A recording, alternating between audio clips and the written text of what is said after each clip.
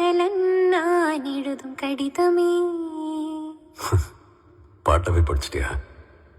அப்போ நானும் முதல்ல கண்மணி சொன்னேன்ல, இங்க பொன்மணி போட்டுக்கோ. பொன்மணி, உன் வீட்டில் சௌக்கியமா?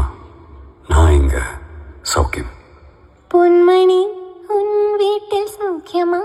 நான் இங்க சௌக்கியமே. உன்னை நினைச்சு பார்க்கும்போது மனசுல கவிதை அருவி மாதிரி கொட்டுது. அது எழுதணும்னு உட்காந்தா அந்த எழுத்து தான் வார்த்தை. உன்னை எண்ணி பார்க்கையில் கவிதை கொட்டுது, அது எழுத நினைக்கையில் வார்த்தை முட்டுது. ஓ கண்மணி,